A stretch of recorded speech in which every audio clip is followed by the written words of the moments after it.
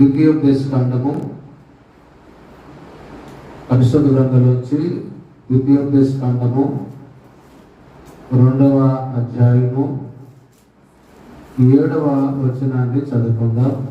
ద్వితీయోపదేశకాండము 2వ అధ్యాయము 7వ వచనాన్ని చదువుకుందాం. నీ చేతుల పనులన్నిటిలోనూ నీ దేవుడైన యెహోవా నిన్ను ఆశీర్వదించెను. ఈ గొప్ప అరణ్యములో నీవు ఈ 40 సంవత్సరములు సంచరించిన సంగతి ఆయన ఎరుగును. నీ దేవుడైన యెహోవాకు నీ దేవుడైన యెహోవా నీకు తోడై ఉన్నాడు. నీకు ఏమీ తక్కువ కాదు. హల్లెలూయా.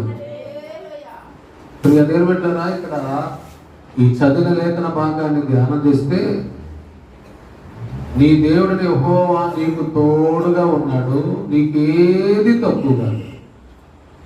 ఆ మాట వింటున్నప్పుడు ఏమనిపిస్తుంది? చాలా మంది అంటారు, అమ్మా నీకేం తక్కువ కాదు, నేనున్నానుగా, నీకేం తక్కువ కాదు.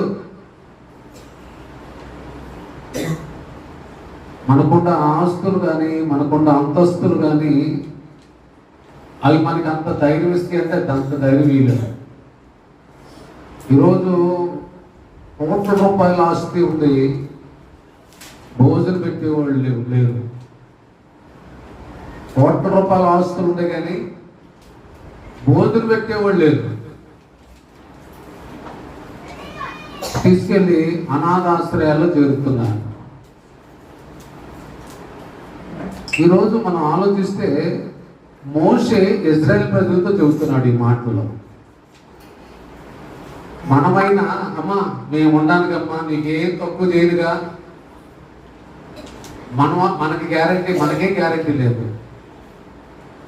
మనమైనా మన పిల్లలకి చెప్పాలి, అమ్మా మేము నీకు ఏదైనా తప్పు చేసినా చేయొచ్చు, కానీ దేవుడు నీకేది తప్పు చేయడు. దేవుడు నీకేది అంటే నేనున్నానమ్మా అని నువ్వు అమ్మయ్యటం కాదు. ఎవరినో నమ్ముకొని నాకేం తక్కువ లేదండి అనుకోవటం కాదు. ఏదో ఒక రోజు నాకు జరిగింది. ఇక్కడ దేవుడు మోషేతో ఇజ్రాయెల్ ప్రజలతో మాట్లాడుతున్నాడు.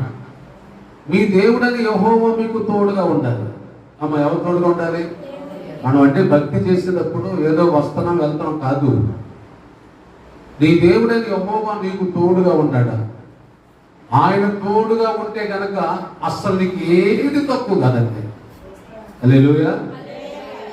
అసలు దేనికి పేదలకు అరవాల్సిన అవసరం ఉండదు. ఎవరు తోడుగా ఉంటే? దేవుడు తోడుగా ఉంటే. అంటే మనం అనుకోవచ్చు, అయ్యా నేను 10 సంవత్సరాల నుంచి శ్రమలు పడుతున్నానయ్యా, లేకపోతే 15 సంవత్సరాల నుంచి శ్రమలు పడుతున్నానయ్యా. ఇజ్రాయెల్ ప్రజలు అరణ్యములో 40 సంవత్సరాలు, ఎన్ని సంవత్సరాలంట? 40 సంవత్సరాలు వారు నడిచారు, ప్రయాణం చేశారు. ఈ 40 సంవత్సరాలు మీ సంగతి నాకు తెలుసు అంటున్నాడు. ఈ 40 సంవత్సరం ఉందా మాట అక్కడ ఉందా? చదువు 7వ వచనంలో 40 సంవత్సరములు 40 సంవత్సరములు సంభవించిన సంగతి నీకే సంభవించింది? చాలా మంది అంటారు, కొన్ని సంవత్సరాల నుంచి నాకు జరుగుతున్న అన్యాయం కావచ్చు, నాకు జరుగుతున్న అక్రమం కావచ్చు. ఒకవేళ మనం చూసి అయ్యో అని చెప్పి బాధపడతావేమో.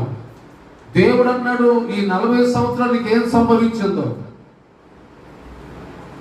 ఈ 40 సంవత్సరాలు అంటే దేవుడితో నడుస్తున్న ఆ జీవితంలో కొన్ని పరిస్థితులు, కొన్ని సంభవాలు మనల్ని బాగా కలిసివేసే ఉండొచ్చు.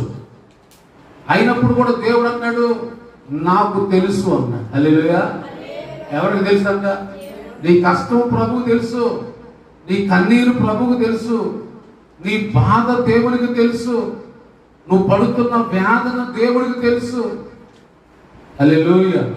ఆయన అంటాడు, ఈ 40 సంవత్సరాల అరణ్యంలో నీకు సంభవించిన సంభవాలు చాలా భయంకరమైన అయితే అవ్వచ్చు, నీ గుండెలు పిండి వేసే అయితే అవ్వచ్చు, నువ్వు పడుతున్న బాధ కానీ, నువ్వు పడుతున్న ప్రయాస కానీ అన్ని కూడా ఎవరు తెలుసు అంట?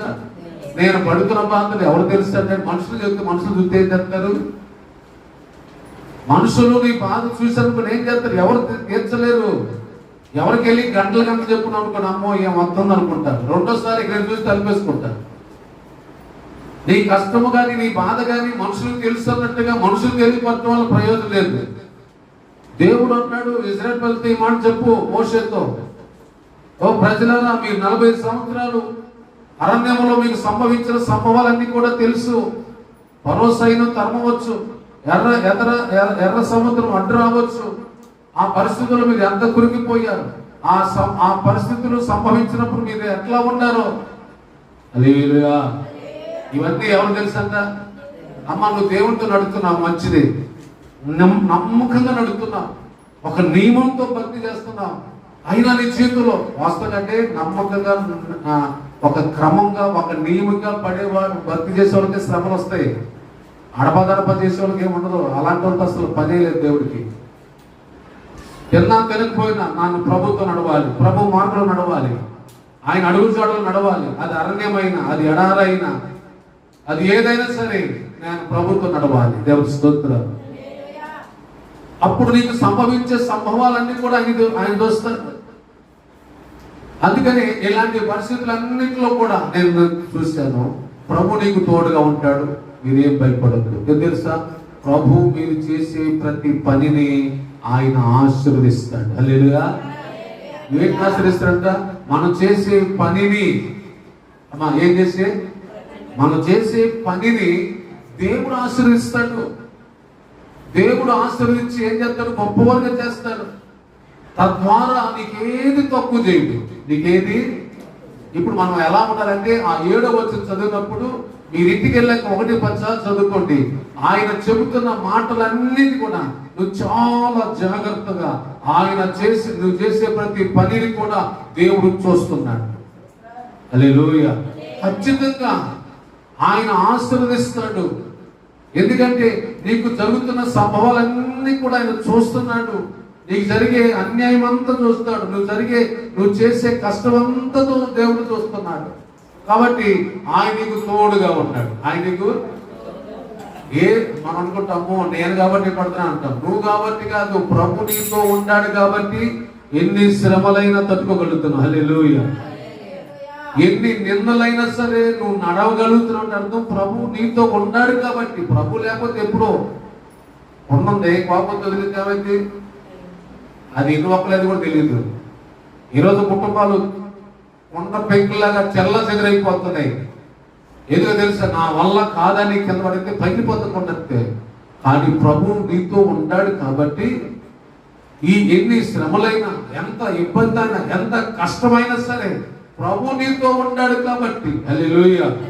నువ్వెన్ని కష్టాలు పడుతున్నా, ఎన్ని బాధలు పడుతున్నా అయినా సరే దేవుడు నీకు తోడుగా ఉన్నాడు. నీకు ఏది తప్పు చేయడు. హల్లెలూయా. ఎవరికి మాట? శ్రమలైనా నడిచేవారికి, కరువైనా నడిచేవారికి, కష్టమైనా నడిచేవారికి, ఇబ్బందులైనా నడిచేవారికి. అంతేగాని ఇదేది లేకోకుండా ప్రభు నాకేం తప్పు కాదంటే అసలు ఏం నడిచావు ప్రభులో? శ్రమలో నువ్వు ఎలా నడిచావు? నీకు ఇష్టం లేకపోయినా, కష్టమైన, నష్టమైనా సరే ఆ 40 సంవత్సరాల్లో అనగా దేవుడు ఏర్పాటు చేసినటువంటి భక్తి జీవితంలో నువ్వు ఎంతవరకు నడవగలుగుతున్నావు? అందుకని మన జీవితాల్లో ప్రభు నిన్ను ఆశీర్వదిస్తాడు. ఆయన మన చేతులను దీవిస్తాడు. ఈ 40 సంవత్సరాలు జరిగిన ఆ సంభవాలన్నీ కూడా ఆయన తెలుసు కాబట్టి దేవుడు నీకు తోడుగా ఉంటాడు. నీకేది తక్కువ కాదు.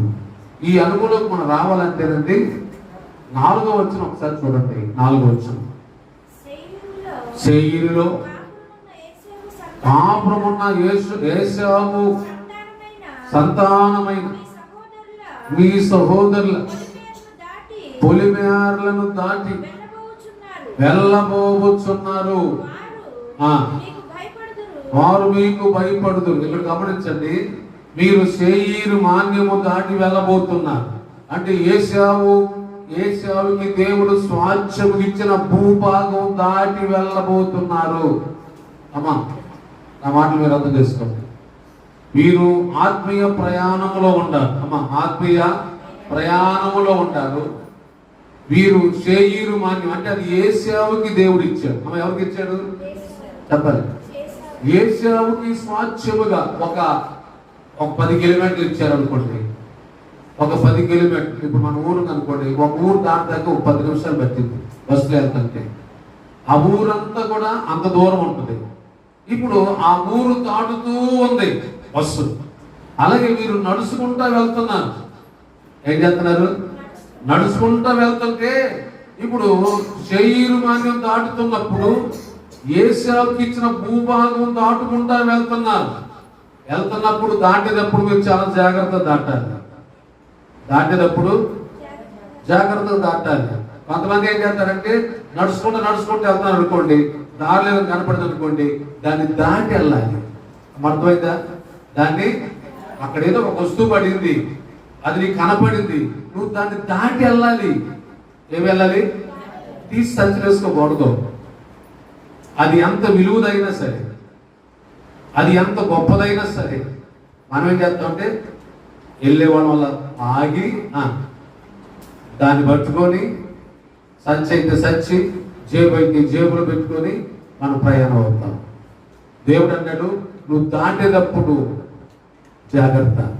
నువ్వు భక్తి చేసినప్పుడు, నువ్వు చేతిలో బైబిల్ పట్టుకొని భక్తికి వెళ్తున్నప్పుడు, నేను చూసినప్పుడు అనేక మంది నేను చూసి వీరికో దేవుని బిడ్డలంటే ఇలా దాటి వెళ్ళిపోతారు. హల్లెలూయా. ఏదైనా నీ కంటికి కనపడితే, కొంతమందికి కాయ కనపడితే కాయ కోసేస్తారు. ఏది చూస్తే అది ఆశిస్తారు. అది ఎంతగా నువ్వు ఆకలితో ఉన్నా సరే, నువ్వు నడుచుకుంటూ వెళ్తున్నప్పుడు, నువ్వు దాటుకుంటూ వెళ్తున్నప్పుడు, నీ కళ్ళకి ఎన్ని కనపడినా, నీ కళ్ళకి ఏది కనపడినా, ఏది ఆశించుకోకుండా నువ్వు నడవగలిగితే, హల్లెలూయా. మనకి ఎలా ఉందంటే చూసిందల్లా కావాలి, చూసిందల్లా కావాలంటే. దేవుడిని దీవించడు, దేవుడు నిన్ను ఆశీర్వదించడు. దేవుడు నిన్ను ఆశీర్వదించాలని నడుచుకుంటూ వెళ్తున్నావు. జాంకాయ చెట్టే కనపడింది, నువ్వు జాంకాయ చెట్టు చూడగా ఏం చెప్తుంది? అటు ఇటు లేదు, చూద్దాం, ఎవరు లేరుగా వచ్చేసేస్తా అంతే. అది భక్తికి లక్షణం కాదు. అది ఏ కాయైనా సరే, అది ఏ కాయైనా సరే నువ్వు చూచి దాన్ని దాటుకొని వెళ్ళిపోనంతే. హల్లెలూయా. దేవుడు చెబుతున్నాడు, అది శేయీరు మాన్యం అంటే ఏశావు సంతతికి ఇచ్చారు. దాన్ని నువ్వు దాటినప్పుడు చాలా జాగ్రత్తగా దాటాలి. అది ఏది కూడా నువ్వు చూసినా దాన్ని పట్టుకోకుండా నువ్వు దాటి వెళ్ళగలిగితే, హల్లెలూయా, అప్పుడు నిజముగా దేవుడిని దీవిస్తాడు. ఈరోజు చాలా మందికి దీవెన అంటే తెలియదు. చూసినల్లా మనయే, చూసినల్లా కావాలి. పైపచ్చు ఆ కాయ ఇస్తావా, ఈ కాయ ఇస్తావా, అది ఇస్తావా, ఇది ఇస్తావా. వాళ్ళు తృప్తి లేని జనాంగం. ఏ జనాంగం అంటే ఎవరైనా పిలిచిచ్చారనుకో తీసుకో, నిన్ను ఆపి తీసుకెళ్ళి తీసుకోను. అంతేగా నువ్వు చూసి దాన్ని ఆశించి దాన్ని ఏదో తీసుకోవాలని నువ్వు ప్రయత్నాలు చేయకూడదు. అది నిజమైన మారు మనసు పొందిన వారికి సరిపోతాయి. హల్లెలూయా. ఈరోజు మన జీవితాలుగా చూస్తే ఎందుకంటే వాళ్ళు మిమ్మల్ని చూసి భయపడతారు. ఏశావు సంతానం వారు అంటే మిమ్మల్ని చూసి భయపడతారు. మిమ్మల్ని చూసి భయపడతారు కాబట్టి మీ మీద ఉన్న గౌరవాన్ని బట్టి వాళ్ళు తలదించినా సరే మీరు తీసుకోకూడదు. ఏం చేయకూడదంట? తీసుకోకూడదు. నువ్వు దాటి వెళ్ళిపోవాలి. నువ్వు దాటి వెళ్తే నేను దాన్ని జయించినట్లు లెక్క. హల్లెలూయా. వెళ్ళగలుగుతావు? దాటి వెళ్ళగలుగుతావా? ఆకాను దాటాడా? ఆకాను దాటలేకపోయాడు. దాటలేకపోయాడు కాబట్టి ఈరోజు చాలా మంది దాటలేకపోతున్నారు. ఒకవేళ మనుషులు ఎవరు 2 రౌండ్లు అట్టి తిరుగుతుంటారు అనమాట. చూస్తా అటు వెళ్తా ఇటు వెళ్తా చూసి ఎవరు లేరు తక్కువ కోసేది. హల్లెలూయా. అలాంటి మనసు మనకు ఉండకూడదు, అలాంటి ఆలోచన ఉండకూడదు. హల్లెలూయా. నీకు ఎవరు ఇవ్వాలి? దేవుడు ఇవ్వాలి. దేవుడు ఇస్తే అందరూ ఆగాలి. చదవలే 5వ వచనం. ఏం పడకూడదంట? అమ్మా చెప్పాలి. కలహ పడతాం అంటే ఏంటి? ఈరోజు ప్రతి విషయంలో కలహ పడతాం. దేవుడు నీ చేతి పని దీవించాలన్నా, దేవుడు నీ కష్టాన్ని చూడాలన్నా, దేవుడు నీకు తోడుగా ఉండాలన్నా, నీకు ఏది తక్కువ చేయకోకుండా ఉండాలంటే మనమంతా ఎవరితో ఏం పడకూడదు, కలహ పడకూడదు. ఇవాళ ఎలా ఉందంటే కలహం అనేది ఎలా ఉంది తెలుసా? ఊరినే కలహం అనేది. వాళ్ళు ఏదో ఒక మాట అన్నారు, నువ్వు ప్రార్థనకు వస్తావు, నువ్వు ప్రార్థన చేస్తావు, నీకు వాక్యం తెలుసు, నువ్వు కలహ పడకూడదు. ఏ పడకూడదు? నువ్వు ఏది చేయలా, కానీ నువ్వు అక్కడ కలహ పడకూడదు. ఇప్పుడు కలహ పడేవారు లోపల ఉన్నారంటే వారు కలహ పడతారు అనుకోండి, మరి మనం కలహ పడితే ఎవరితో కలహ పడకూడదు, ఎవరితో జగడానికి వెళ్ళకూడదు, ఎవరితో గొడవకి వెళ్ళకూడదు. ఎందుకు తెలుసా? నీ దేవుడైన యెహోవా నీకు ఏది తక్కువ చేయకుండా ఎవరితో కలహ పడకూడదు. హల్లెలూయా. ఇందాక చదివే కదా 7వ వచనంలో ఆఖరిలో నీకు ఏది తక్కువ కాదన్నాడు. ఎప్పుడు నువ్వు కలహపడకోకుండా ఉండాలి. పరిస్థితులు కలహపడేటట్టుగా ఉంటాయి, కానీ కలహపడవద్దు. తర్వాత వచ్చాను, ఏలయనగా ఏశావుకు నేను ఇచ్చి ఉన్నాను కనుక ఒక్క అడుగైనను, అంటే ఒక్క అడుగైనను మిగిను. ఏది కూడా మనం వాళ్ళదంటూ ఏది కూడా తీసుకోకూడదు. ఒక్క అడుగేగా, ఒక్క అడుగు కూడా తీసుకోకూడదు. హల్లెలూయా. మన ఇంటి సరిహద్దు ఉందనుకోండి, ఇంటి సరిహద్దులో ఒక అడుగు మనం వదులుకున్న బాధ లేదు, కానీ ఒక అడుగు వేరే వాళ్ళు కలుపుకోకూడదు. కొంతమంది అంటారు నదెక్కడ దాకా ఉన్నాం, ఎంతసేపటికి అయ్యా నాకు అడుగు తగ్గినా పర్లేదు, నీరు నాకు వద్దయ్యా అన్నాలి. ఒక్క అడుగు నాకు తగ్గినా పర్వాలేదు, కానీ ఒక్క అడుగు మాత్రం నీది నాకు వద్దు. మనం ఏం చేస్తాం? ఒక్క అడుగు ఆమపాసం 2-3 అడుగులేదు జరుగుతాం. దేవుడు నిన్ను దీవించాలి, కానీ ఒక్క అడుగులు జరుగుతుంటే ఏమవుతుందంటే దరిద్రం కాబట్టి ఇంకేం రాదు. వాక్యం వెళ్ళి మన జీవితాల్లో అయ్యా ఒక్క అడుగు నాది తగ్గినా పర్వాలేదు, ఎందుకంటే నా దేవుడు నాకు తక్కువ చేయడు. ఒక్క అడుగు కలుపుకుంటే నాకు తక్కువ చేస్తాడు దేవుడు, కానీ ఒక్క అడుగు కలుపుకుంటే నాకేంటి, నాకొద్దు. అందుకే రాత్రి మన జీవితాలు కనుక ఆలోచిస్తే ఇలా ఎవరైతే నడుస్తారో దేవుడు అంట వారికి తోడుగా ఉంటాడు. దేవుడి స్తోత్రాలు. వారికి ఏది దేవుడు తక్కువ చేయడంట. ఇప్పుడు మనం నమ్ముకుంది ఎవరిని? దేవుడు నమ్ముకున్నాం. నమ్ముకున్న దేవుడు నమ్మదగిన వాడు. మన దేవుడు ఎవరండి? నమ్మదగిన వాడు. కానీ మనం నమ్మదగిన వాడు కాదు. నమ్మదగిన వాడు అంటే ఏం తెలుసా? మనము నడిచినా నడవకపోయినా, ఇప్పుడు మీకు కొంచెం అర్థవాలంటే పిల్లలు ఉంటారు. పిల్లలు తల్లిదండ్రులు చెప్పిన మాట వినకపోయినా, తల్లిదండ్రులు మాట పిల్లలు వినకపోయినా తల్లిదండ్రులు క్వాలిటీ తగ్గిస్తారా? పెట్టే తగ్గిస్తారా? ఇచ్చే తగ్గిస్తారా? అది మాట వినట్లేదుగా. వాడు మాట వినకపోయినా తల్లిదండ్రులు ఏం చేస్తారంటే వారికి ఇవ్వాల్సింది ఇస్తారు, వారికి పెట్టాల్సింది పెడతారు. ఒకవేళ పిల్లలు మన మాట వినలేదనుకోండి, మన ఆస్తి పక్కన రాసేస్తామా? అర్థమా? పొరపాటు. నమ్మదగిన వాడంటే మా నాన్న నా మాట నేను మా నాన్న మాట వినకపోయినా, మా అమ్మ మాట నేను వినకపోయినా, మా అమ్మ నన్ను కాదు ఎవరు ప్రేమించింది? నేను నమ్మదగిన వాడు కాదు, కానీ మా అమ్మ నమ్మదగినది, మా నాన్న నమ్మదగిన వాడు. దేవుని స్తోత్రం. అందుకని ఎందుకంటే దేవుడు అంటాడు నేను నమ్మదగిన వాడిని కాబట్టి. కొరింథీయులకు రాసిన మొదటి పత్రిక 1వ అధ్యాయం 9వ వచనంలో మనల్ని పిలిచిన దేవుడు నమ్మదగిన వాడు. మనల్ని పిలిచిన దేవుడు నమ్మదగిన వాడు అండి. మన సంగతి కాదు. అక్కడ మనం ఎక్కడ నమ్ముకుంటున్నాం? 1వ అధ్యాయము కొరింథీయులకు రాసిన మొదటి పత్రిక 1వ అధ్యాయం 9వ వచనం. మన ప్రభు అయిన యేసు క్రీస్తు అను తన కుమారుని సహవాసమునకు మిమ్ములను పిలిచిన దేవుడు అంటే మనల్ని పిలిచిన దేవుడు అమ్మ ఎవరంట? నమ్మదగిన దేవుడు అంట. ఆయన నమ్మదగిన వాడు కాబట్టి మనం ఎన్నా వినకపోయినా ఆయన మనల్ని ఆశీర్దిస్తానంటున్నాడు, మనకు తోడుగా ఉంటానంటున్నాడు, మనకి ఏది తక్కువ చేయనంటున్నాడు. హల్లెలూయా. అంటే ఆయన ఎంత నమ్మదగిన వాడు. ఈ రాత్రి మన జీవితంలో మనం కూడా ఆలోచించి అర్థం చేసుకోగలిగితే నీవైనా నేనైనా ఆయన ఎంత ప్రేమ కలిగిన వాడు, ఆయన ఎంత కృప కలిగిన వాడు, అది రాత్రి మన జీవితాలు ఆలోచించి అర్థం చేసుకోగలిగితే ఆయన మనకి ఏది తప్పు చేయడం. ఎందుకంటే ఆయన మాట ఇచ్చి నెరవేర్చే, అందుకని నీకు ఏది తప్పు కాదు అని చెప్పిన దేవుడు నమ్మదగిన వాడు.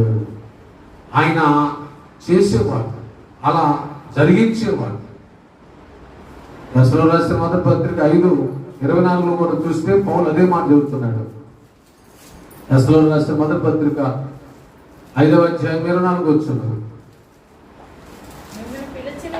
మిమ్మలను పిలిచిన వాడు నమ్మకమైన వాడు గనుక అలాగూ మనకి ఏదైతే చెప్పాడు అలాగే చేస్తాడు. ఆయన నమ్మకమైన వాడు. నమ్మకమైన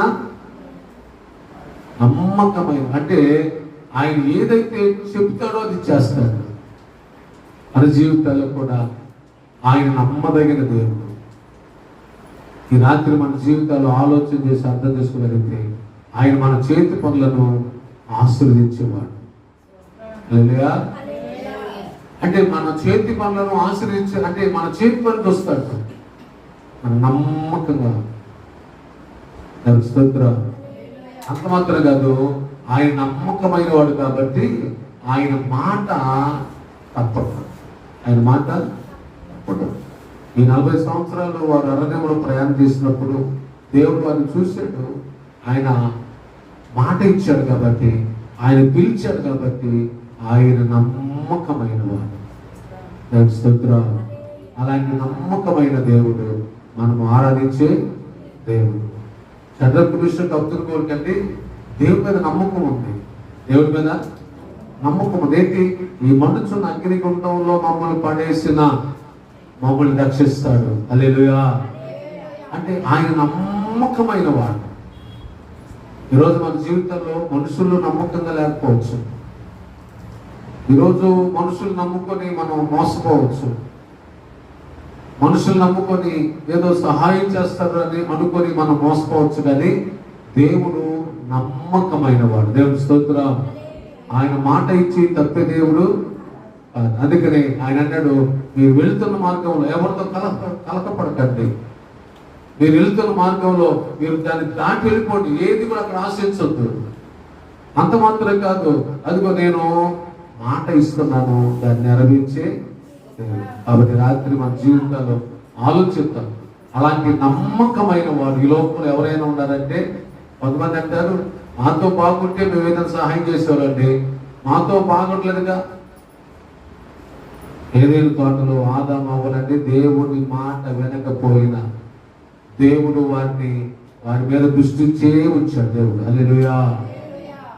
ఈరోజు మన జీవితంలో మనం మాట వినకపోయినా, ప్రార్థన చేయకపోయినా, సరిగా దేవుడి సన్నిధిలో నమ్మకంగా లేకపోయినా, నమ్మకంగా దేవుడి సరిగా రాకపోయినా, ఆయన కనుక మన మీద ఆయన ఇచ్చిన మాటను బట్టి మనల్ని ప్రేమించకపోతే మనం ఏమైపోతామండి? అసలు ఈరోజు మనం ఏదో ప్రార్థన చేస్తున్నామని, మనం ఏదో భక్తి చేస్తున్నామని కాదండి. మన భక్తి సరైంది కానీ కాదు. చాలా మంది అంటారు నేను ప్రార్థన చేసుకున్నాను, ఎత్తి చేయొచ్చు, కానీ దేవుడు మనల్ని నమ్మినంత ప్రార్థన మనం చేయట్లేదు. దేవుడు మనల్ని నమ్మినంత నమ్మకం మనలో కనపడతలా. హల్లెలూయా. నేను ధైర్యంగా నేను దేవుడికి నమ్మకంగా ఉంటున్నానని చెప్పడానికి ఎవరికి సరిపోతుంది. అయినా సరే ఆయన మన మీద ఎంత ప్రేమ చూపిస్తున్నాడు. ఒక్కోసారి మనం ఆలోచన చేస్తే దేవుడి ప్రేమ అర్థమైంది అనుకోండి, మనము దేవుణ్ణి ఎంత దుఃఖపరుస్తున్నామో, దేవుని ఎంత బాధపరుస్తున్నామో అది మనకు అర్థమైంది. అప్పుడే మనకి దేవుడి ప్రేమ అర్థమైంది. సౌలా సౌలా నీవేళ నన్ను హింసిస్తున్నావు, దేవుణ్ణి గుర్తించిన వాడు దేవుని హింసించేవాడితో సమానం. దేవుని మాట వినకోకుండా నీకు 3 పూటలు చక్కటి భోజనం పెడుతున్నాడు దేవుడు, అన్ని సుఖాలు ఇస్తున్నాడు, అన్ని ఇస్తున్నాడు. కానీ నువ్వు దేవుని హింసిస్తున్నావు, దేవుని గాయపరుస్తున్నా, దేవుని దుఃఖపరుస్తున్నా. నీకు రోజు 3 పూటల భోజనం పెడుతున్నాడు, చక్కటి టీ ఇస్తున్నాడు, చక్కటి భోజనం పెడుతున్నాడు, చక్కటి రకరకాల అన్ని ఇస్తున్నాడు. కానీ నువ్వు మాత్రం ఇంకా దేవుని హింసిస్తూనే. హల్లెలూయా. అది ఇట్లా మందిరం ఖాళీగా ఉంటుందా? దేవుని ప్రేమ మనకు అర్థం కాకే, దేవుని ప్రేమను మనం ఇంకా గుర్తించకపోవటం వల్ల నీకు నచ్చినప్పుడు వస్తున్నావు, నచ్చితే ప్రార్థన చేస్తున్నావు, నచ్చితే దేవుని సన్నిధికి వస్తున్నావు, నీకు నచ్చితే ఖాళీ ఉంటే, ఖాళీ లేకపోతే రాట్లా. కానీ దేవుడు నమ్మకమైనడు కాబట్టి మనకి 3 పూట్ల భోజనం, ఆహారం, వస్త్రాలు మనకి, మన బిడ్డలకి అందరికి ఇస్తున్నాడు. ఆయన నమ్మకత్వం లేకపోతే మనం ఏమైపోతాం? హల్లెలూయా. త్రాగే నీరు కానీ, పీల్చే గాలి కానీ, మనం తినే ఆహారం కానీ, ఇవన్నీ కూడా ఆయన నమ్మకమైనవాడు. నువ్వు ప్రార్థన చేయకపోయినా, దేవుని స్థుతించకపోయినా, అసలు దేవుని మర్చిపోయినా, ఆయన మాత్రం నీకు, నాకు, అందరికి ఇస్తూనే ఉన్నాడు. హల్లెలూయా. అదే దేవుడు నమ్మకమైన వాడు. ఈ రాత్రి మన జీవితాలు గుర్తిద్దాం, గౌరవిద్దాం. ప్రభు పట్ల ఎంత అమర్యాదగా ప్రవర్తిస్తున్నామో మనకు అర్థమైతే, ప్రభువా నేను దుఃఖపరుస్తానయ్యా, సౌలా అని అంటే ఎవడో నీవు అన్నాడు. నీవు హింసించుతున్న యేసుని అనగానే అర్థమైంది, ఆయన ప్రేమకి అర్థమైంది. ఇప్పుడు నేనేం చేయాలయ్యా? ఇప్పుడు దేవుని ప్రేమ అర్థమైంది కాబట్టి, ఆయన ఏమై ఉన్నాడో ఆయనకు అర్థమైంది కాబట్టి, ఇప్పుడు నేనేం చేయాలి? ఈరోజు మన జీవితంలో కూడా మనం కూడా ఏం చేయాలి? దేవుడి వాక్యం చదవాలి, ప్రార్థన చేసుకోవాలి, దేవుని స్తుతించాలి, నమ్మకంగా దేవుని కోసం బ్రతకాలి, యథార్థంగా బ్రతకాలి, యథార్థంగా దేవుని కోసమే బ్రతకాలి. కొంతమంది తినడం కోసమే బ్రతుకుతారు, కొంతమంది వాళ్ళ సుఖాల కోసమే బ్రతుకుతుంటారు. మరి దేవుని కోసమేది. హల్లెలూయా. కాబట్టి నేను నీకు తోడుగా ఉన్నాను, నీకేది తక్కున్నాను. అటు వాగ్దానం దేవుడు మనందరికీ అనుగ్రహించబడదు కాక. ఆమె ప్రార్థన చేసుకుందాం. ఈ రాత్రి కాల సమయంలో నీవు నేను మోకరించి 10 నిమిషాలు, ప్రభువా ఈ రాత్రి నీ సన్నిధిలో ప్రార్థన చేస్తున్నాను, నా ప్రార్థన ఆలకించండి. మోకరించినట్లయితే ప్రార్థన చేసుకుందాం, తల ఉంచి ప్రార్థన చేసుకుందాం.